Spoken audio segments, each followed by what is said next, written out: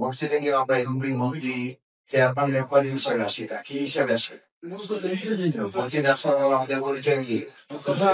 আবার জোরে বলেন মুসল্লি। যেমন মৃত্যুর পরে আমাদের নাম হবে চেয়ারম্যান সাহেবের কমিটা নিয়ে আসে, মৃত্যুর পরে আমাদের নাম হবে ইমাম সাহেবের কমিটা নিয়ে আসেন, মৃত্যুর পরে আমাদেরকে বলা হবে ডক্টর শফিক ইসলাম মাসুদের কফিটা নিয়ে আসেন। সেই প্র্যাকটিসটাই আমাদের করা উচিত, আমাদের করতে হবে।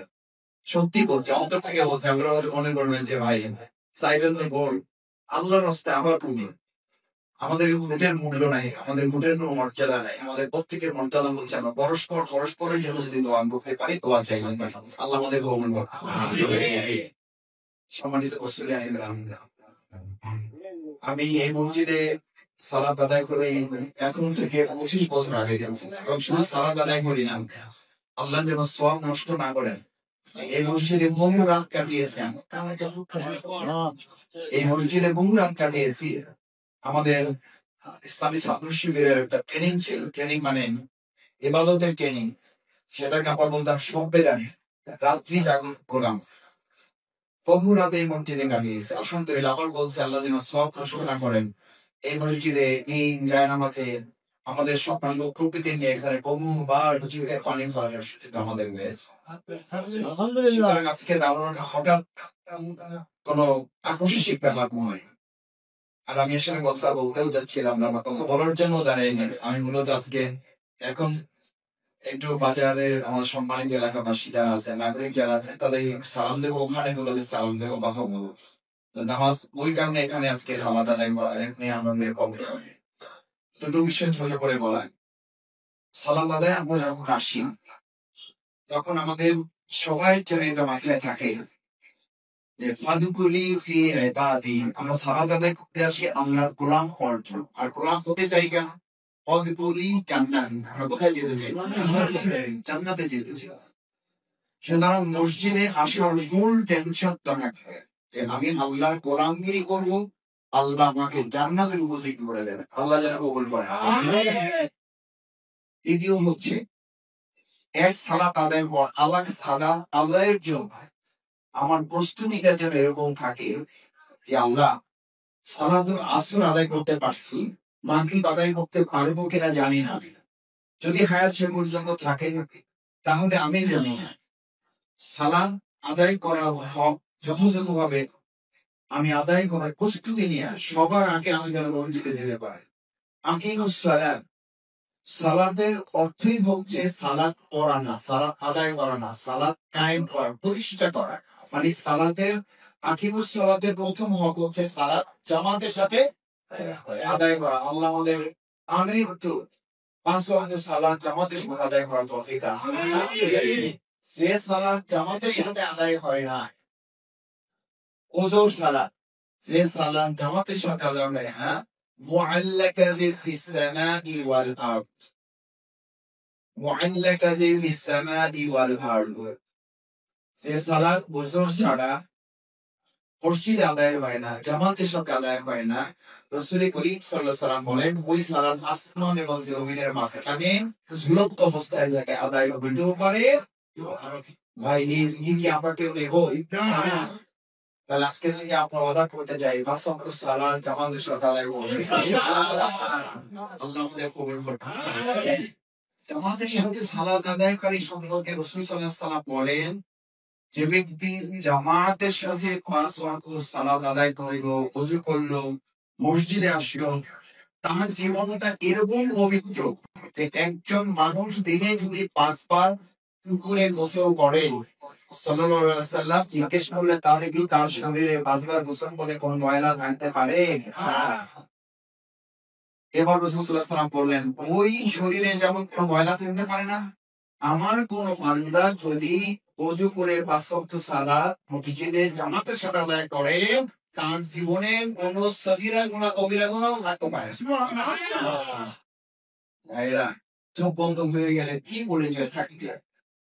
কি ডক্টর শফিক ইসলাম মাসুদ, কি ইমাম সাহেব, কি খতিব সাহেব, কি সভাপতি সাহেব, কি ব্যবসায়ী, কি বুদ্ধিজীবী, কি ডাক্তার কাজে লাগবে কোনো? যা কাজে লাগবে সেটা আপনার আমল, আপনার আমল। আমার আমল আপনার আমল কাজে লাগতে হবে। আসুন আমরা সবাই 5 ওয়াক্ত সালাত জামাতের সাথে মসজিদে একেবারে বছরের মধ্যে পড়ে না গেলে যেন আমরা আদায় করেন আপনার সন্তুষ্টি এবং বেগুনাগার মাসুম নবজাতকের মতো গুনাহমুক্ত একটা জীবনের অধিকারী যেন এই সালাতের মধ্যে আমরা হতে পারি ইনশাআল্লাহ। সব শেষ। এই সালাতে যে আমরা কাতার বন্দি করি, আল্লাহ তাআলা কাতার বন্দি করাটাকে কত পছন্দ করেন। সূরা সাফ একটা এই কাতারের উপর ভিত্তি করে একটা সূরা আছে, সূরা সাফ। কাতার বন্দি হবে, একত্রিত হওয়া, গায়ে গায়ে লেগে যাও। এই গায়ে গায়ে লেগে যাওয়া মানে শুধু গায়ে গায়ে লেগে যাওয়া না, সংঘবদ্ধ হওয়া।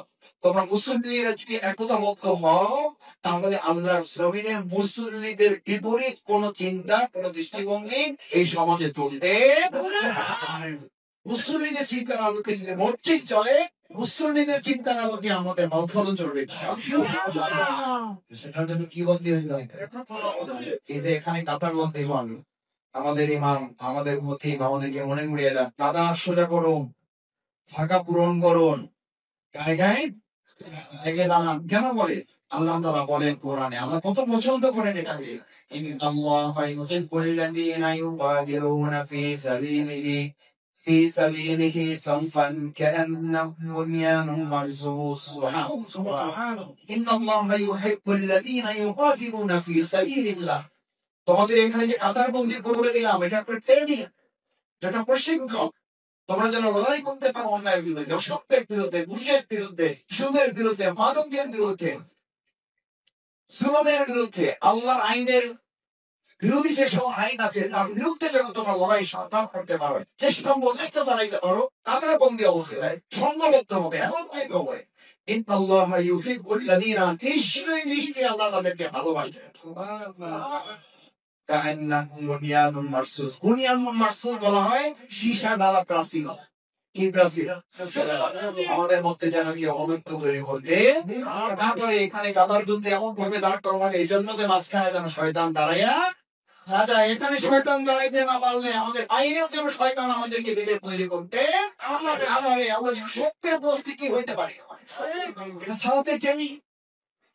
সালাতের বসলে যখন আপনি ডানে নেমে দাঁড়িয়ে জিজ্ঞেস করেন না, ভাই আপনি কোন দলের লোক? আপনি ডানে দাঁড়ান, একটু সরে দাঁড়ান, বলেন কে? কেন? এটা কার নির্দেশ মাফ করতে দাঁড়াইছো? এই আল্লাহর নির্দেশ মানব করতে যদি কোরআন পাশে দাঁড়ার জন্য, কোরআন আইন বিধান করার জন্য, আল্লাহ আইন প্রতিষ্ঠা করার জন্য রাস্তায় যদি আমাদের এক পায়ে দাঁড়াইতে হয়, সেটা কি নামাজ আমি শেখায় শেখায়?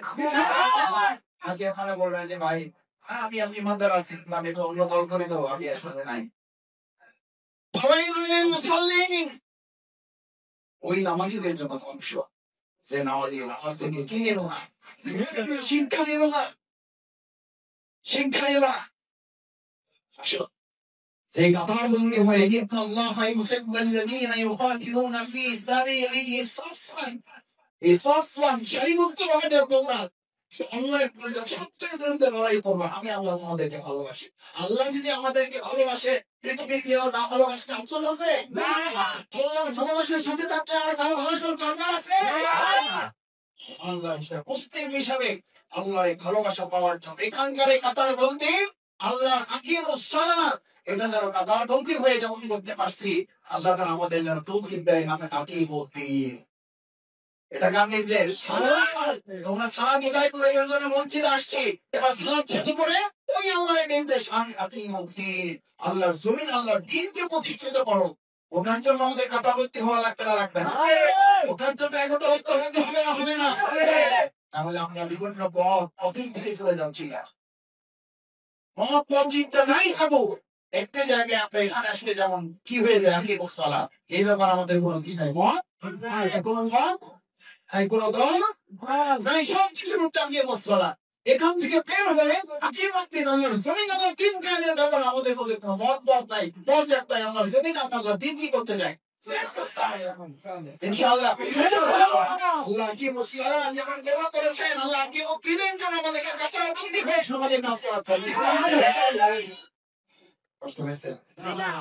রাজনীতি করছি না, করতেছি না,